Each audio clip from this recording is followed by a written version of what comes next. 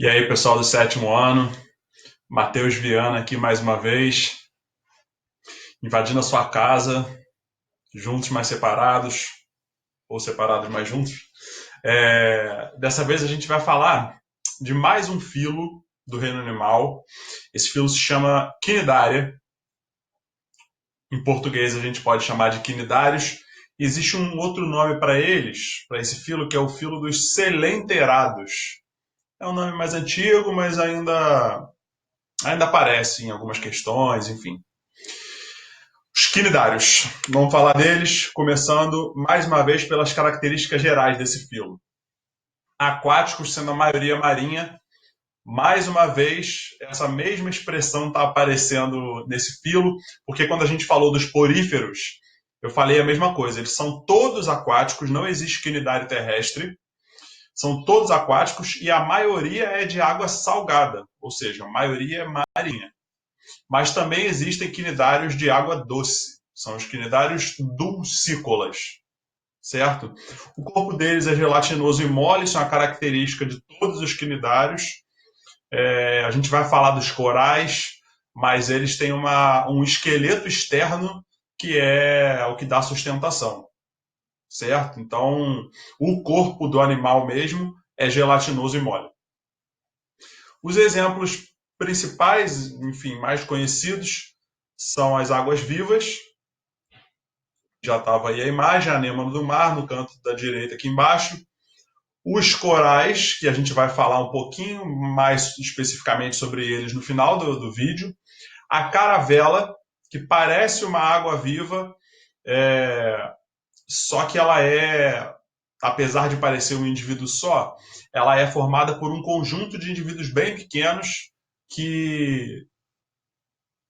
em que um depende do outro para sobreviver. Então é uma colônia, a caravela, certo? E o último exemplo aí, talvez o menos famoso, é a hidra. Ela é bem pequenininha, tem esses tentáculos aqui, ó, e essa aqui é a parte que fica fixa no animal, certo?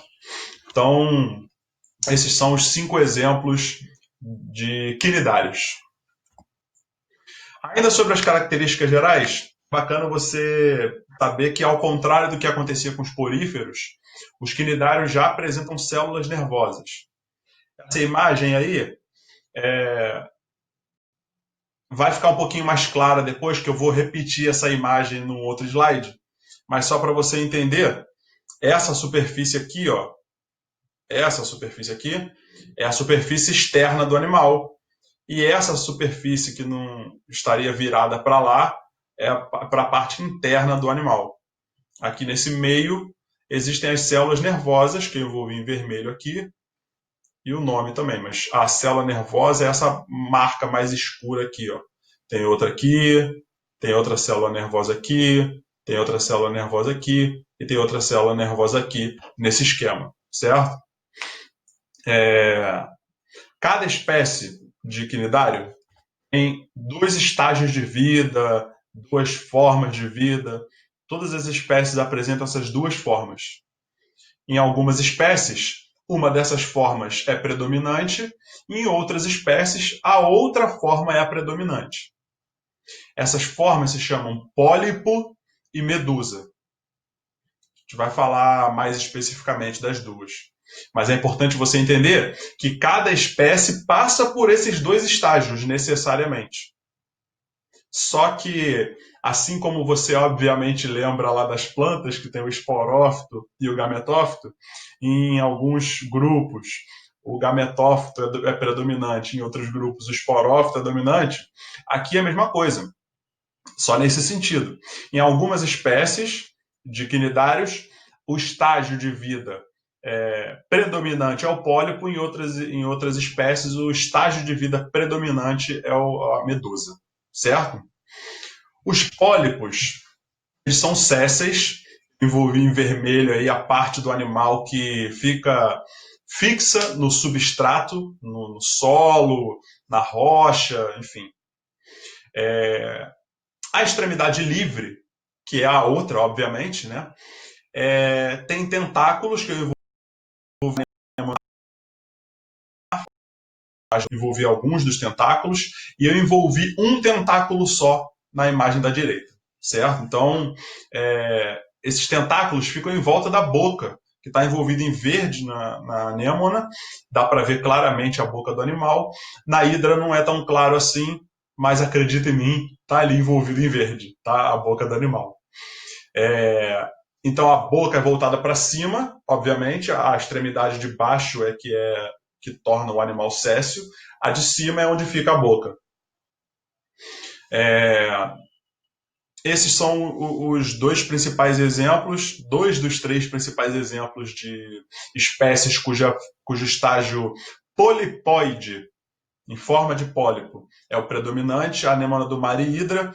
O coral também é um exemplo de espécie em que a fase polipóide é predominante, só que a gente vai falar melhor, vai falar um pouquinho mais de coral no final do vídeo, certo? Já as medusas, elas são natantes. O que significa isso? Elas nadam. Elas têm a capacidade de se deslocar nadando pelo ambiente. O formato delas é parecido com guarda-chuva, se você tiver uma boa vontade aí. Olha aqui, isso aqui seria o guarda-chuva, tá? Essa parte do animal é inclusive chamada de umbrella. Umbrella.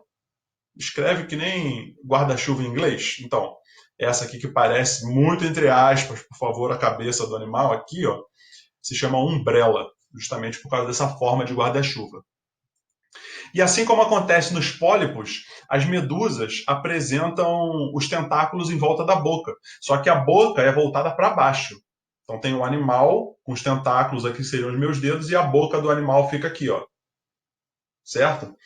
É bacana falar que nos quinidários o tubo digestivo ele é incompleto. O que a gente chama de tubo digestivo incompleto? É quando o mesmo orifício, o mesmo buraco serve tanto para a entrada do alimento quanto para a saída dos restos. Então, não existe um orifício por onde entra a comida e um orifício por onde saem as fezes. É o mesmo buraco para tudo. Então, entra a comida pela boca e saem as fezes pela boca, certo? Vale um comentário aqui também, que é a diferença entre água-viva e medusa. Presta atenção, é muito comum as pessoas chamarem as águas-vivas de medusas. No popular, no boca a boca, ali conversando, as pessoas usam isso como sinônimo. Cuidado. Cientificamente, não são sinônimos. Água-viva é o nome popular de uma espécie ou de um grupo de espécies de quinidários. Medusa é uma forma de vida que todos os quinidários têm. Todas as espécies de quinidários têm uma fase, por menor que seja, por mais rápida que seja, de medusa, para depois se transformar na fase pólipo. Então a medusa é um estágio de vida de todos os quinidários. A água-viva é o nome que se dá para um grupo de espécies. E tem espécies que são chamadas de água-viva. É o nome popular de um conjunto de espécies. Certo? Só para tentar deixar um pouquinho mais claro, a principal fase de vida da água-viva é a fase medusa. Por isso que as pessoas tenderam a usar como sinônimo. Mas ninguém usa, por exemplo, o termo pólipo para se referir aos corais. Ninguém fala assim, olha ali os pólipos. As pessoas se referem ao nome que é dado, o nome popular da espécie, que é coral, ou do conjunto de espécies. Certo? Então toma cuidado com isso. Medusa e água-viva não são sinônimos, apesar de às vezes as pessoas usarem como sinônimos. Tá bom? Continuando as características gerais dos quinidários, existe uma célula chamada quinidoblasto ou quinidócito. Lembra que cito significa célula. Então, quinidócito é a célula urticante. Quinido significa urticante, que queima, né? Mas, enfim, aqui é referente aos quinidários. Então, quinidócito, cito é célula, célula dos quinidários. Também pode ser chamado de quinidoblasto. São sinônimos, certo? Então, tá em roxo aqui, ó. Isso aqui, relembrando, imagina que você pegou aqui, ó, esse trecho aqui, um pedaço aqui do tentáculo do animal. a superfície externa do corpo do bicho é isso aqui, ó. Esse recorte aqui, ó. Tá vendo? Que está voltado para fora. E a parte interna, essa camada interna aqui do tentáculo, ó, é isso aqui. É essa parte aqui que está voltada para dentro do corpo do animal. Então, nós temos na superfície do corpo, dos tentáculos do animal, certo? Isso aqui só, os quinidoblastos só estão presentes nos tentáculos. Por isso que os quinidoblastos queimam os seres humanos, se a gente encostar. É por isso que se a gente encostar na umbrella, na parte de cima, não acontece nada, a gente não se queima. Mas se encostar nos tentáculos, aí queima nossa pele. Por que isso acontece? Repara, aqui ó, você só consegue ver a extremidade do quinidoblasto que está para fora da pele do animal. Aqui, como é um corte, você está vendo a célula para dentro. Ó. Então fica aqui a extremidade para fora, mas a célula continua para dentro do animal. Aí, essa célula foi retirada e ampliada para que você conseguisse ver melhor aqui. Ó. Isso é um quinidoblasto. A gente vai ver um pouquinho melhor o funcionamento dele, mas essa é a célula que causa a queimadura nos seres humanos, quando a gente encosta. Mas também é tóxica para as presas, para os indivíduos dos quais os quinidários vão se alimentar. Então eles usam os tentáculos para queimar os predadores, para se defender, mas também, e talvez principalmente, para matar suas presas e ingerir, colocar para dentro. Certo? Esse quinidoblasto ou quinidócito é uma célula que produz essa substância tóxica e injeta. A gente vai ver um pouquinho melhor como que ela faz isso. Mas ela injeta essa substância e mata a presa ou afugenta o predador. Organização corporal. Como é o corpo do animal? Você está vendo aí uma imagem comparando o pólipo à esquerda com a medusa à direita. A fase polipoide com a fase medusoide de uma espécie qualquer, certo? A epiderme é a camada mais externa, o que reveste por fora. Imagina isso aqui, ó. Minha mão é um pólipo, certo? Essa parte aqui da minha mão, ó, essa camada da minha pele, seria a epiderme dos quinidários. Revestimento externo. O revestimento interno é a gastroderme. Seria essa parte aqui dos quinidários, a parte que reveste por dentro o animal, que reveste essa cavidade interna que o animal tem aqui. E entre a gastroderme e a epiderme, o que aqui seriam os meus ossos, meus músculos, se chama nos quinidários de mesogleia. Lembra que meso é meio, então mesogleia é essa massa gelatinosa que fica entre a epiderme e a gastroderme. Lembra que gastro é estômago. Então você vai ver que esse é como se isso aqui funcionasse como o estômago do animal. Então, a gente vai ver o nome daqui a pouco. Então, essa pele, derme significa pele, essa pele que recobre a parte interna do animal é gastroderme, a parte que fica por fora é a epiderme, e entre uma e outra você tem a mesogleia. A mesogleia, apesar de ser gelatinosa, é ela que dá sustentação para o animal. Existem células musculares na mesogleia, por exemplo. Essas células podem se contrair e é o que dá o movimento, no caso da medusa de natação, e no caso dos pólipos, para mexer os tentáculos, contrair o corpo. Essas são as funções da mesogleia. Cavidade gastrovascular, olha o nome, gastro é estômago. Então é lá nessa cavidade que vai acontecer a digestão. Repara que isso é uma novidade bacana nesse filo. Porque lá nos poríferos, que foi o filo que a gente viu antes, lá nos poríferos, a digestão não ocorre dentro da espongiocela. Os alimentos entram pelos poros, a água entra pelos poros trazendo os nutrientes, e esses nutrientes são absorvidos pelas células do animal para que haja a digestão dentro da célula. Então só existe nos poríferos a digestão intracelular, entra dentro da célula. Então isso é uma novidade bacana dos quinidários. A digestão extracelular. Ocorre uma digestão dentro da cavidade do animal. E essa digestão é complementada pela digestão intracelular. Então, tem tanto a digestão extracelular quanto a digestão intracelular nos quinidários. E a partir deles, que a gente vai ver daqui para frente. Só que o nome da cavidade não é cavidade gástrica, é cavidade gastrovascular. Vascular vem de vasos. Então, seria uma comparação com vasos sanguíneos. A função dos vasos sanguíneos fazer o sangue percorrer o corpo de um animal.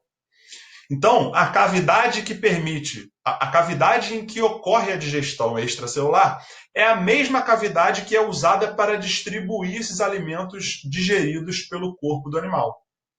Por isso que o nome da cavidade é cavidade gastrovascular. Gastro, porque faz a digestão, vascular, porque ajuda na circulação das substâncias. Então, essa é a cavidade gastrovascular aqui dos pólipos, e essa é a cavidade gastrovascular das medusas, certo? Esse buraco interno aqui, essa cavidade, esse espaço dentro do corpo do animal. E, como eu falei que eu ia explicar melhor o funcionamento do quinidoblasto, está aqui, ó. Dentro do quinidoblasto existe uma estrutura chamada nematocisto. É isso tudo aqui, ó. É essa região aqui dentro da célula. O nematocisto, se você prestar atenção, tem um opérculo, tem uma tampa que fica fechada com os elementos todos dentro do nematocisto aqui, ó. Para fora do quinidócito ou quinidoblasto, existe o quinidocílio. Cílio mesmo, não que seja igual a esse, mas o nome, né? Então, o quinidocílio. O quinidocílio é tipo um gatilho. É o quinidocílio que é estimulado para que o nematocisto entre em ação. Quando o quinidocílio é estimulado, quando ele é estimulado, quando algo encosta no quinidocílio com força suficiente para começar esse processo, o opérculo abre, olha aqui, ó, o opérculo está fechado aqui e a tampinha abriu, ó, foi para cima aqui, tá vendo? Quando o opérculo abre, a estrutura do nematocisto que estava dentro do quinidócito ou quinidoblasto sai e esse filamento aqui injeta a toxina na presa ou no predador. E essas substâncias causam o que para a gente é a queimadura. Num animal pequeno, isso causa morte, pode causar paralisia dos músculos e aí o animal morre. Aí o quinidário coloca ele para dentro para fazer a digestão. A reprodução desses animais, como funciona? Assim como acontece nas plantas, existe uma alternância no ciclo de vida entre a reprodução assexuada e a reprodução sexuada. Então, primeiro, uma fase do animal faz a reprodução assexuada. Isso resulta no indivíduo que faz reprodução sexuada. Isso resulta no indivíduo que faz a reprodução assexuada. O que vai resultar no indivíduo que faz a reprodução sexuada. E fica nesse ciclo. Esse ciclo se chama metagênese, ou alternância de gerações. A fase assexuada são os pólipos, que podem fazer dois tipos de reprodução assexuada. O brotamento, que é exatamente a mesma coisa que acontece nos poríferos. Então tem aqui um adulto e um broto começa a nascer aqui na lateral, ó, uma projeção. Essa projeção vai aumentando e pode se soltar e formar um novo indivíduo ou formar colônias. Então os quinidários também são capazes de fazer o brotamento na fase polipóide. O segundo tipo de reprodução assexuada é diferente dos poríferos. Aqui nos quinidários, o pólipo é capaz de fazer um fenômeno chamado estrobilização. A estrobilização é quando o pólipo faz uma projeção, essa projeção se solta do corpo do animal, mas não forma um novo indivíduo polipoide. Ele forma um novo indivíduo medusoide, forma uma medusa. Então, quando um pólipo origina uma medusa, porque um pedaço dele se soltou, a gente chama isso de estrobilização. Essa medusa jovem é chamada de éfira. Então, brotamento, surge uma estrutura e forma um novo pólipo. Estrobilização, surge uma estrutura que se transforma numa medusa. Já a fase sexuada da metagênese, da alternância de gerações, é responsabilidade das medusas. As medusas, em algumas espécies, são hermafroditas, ou seja, o mesmo indivíduo produz os dois tipos de gametas, masculino e feminino. Em outras espécies, as medusas são dioicas, separado aqui, ó, em amarelo aí, no cantinho. Um indivíduo é fêmea, o outro indivíduo é macho. É separado, certo? Como é que ocorre a reprodução sexuada nos quinidários? Algumas espécies fazem a fecundação externa, lembrando que fecundação é o encontro dos gametas. Externa significa que ocorre fora do corpo do animal e aí obrigatoriamente tem que ser na água. Então, algumas espécies fazem fecundação externa. Nas espécies que realizam a fecundação interna, o espermatozoide sai de um indivíduo pela boca, porque as gônadas ficam no teto da cavidade gastrovascular, o espermatozoide é produzido nessa estrutura, sai pela boca do animal, nada e entra pela boca de um outro animal que está com o gameta feminino dentro dele, que seria a fêmea se a espécie for dioica. Aí vai ocorrer a fecundação dentro da fêmea, por isso que o nome é fecundação interna. O zigoto, que é a primeira célula resultante do encontro dos gametas, o zigoto, se desenvolve e, assim como acontece nos poríferos, nos quinidários, esse zigoto se desenvolve numa larva ciliada, o que a gente chama de desenvolvimento indireto. É uma larva ciliada, ela bate os cílios e usa esses cílios, esse batimento de cílios para nadar. Aí sai da fêmea. Essa larva se chama plânula. Lá nos poríferos, a larva se chama anfiblástula. Aqui a larva se chama plânula. A plânula sai do corpo da mãe, busca um substrato ideal, o fundo do mar, o fundo de um rio, uma rocha, se fixa para se desenvolver e originar um novo pólipo e começar tudo de novo.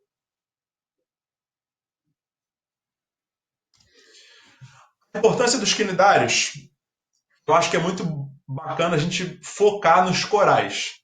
Os corais, eles são sésseis, afinal de contas, a principal fase deles é polipóide, coloniais, ou seja, os indivíduos vão crescendo e não se separam e formam uma colônia, e são capazes de produzir substâncias calcárias para se sustentar. É como se fosse, muito entre aspas, uma casca de cálcio em volta, bem rígida, que dá sustentação. E o animal mole, o corpo mole do animal fica dentro.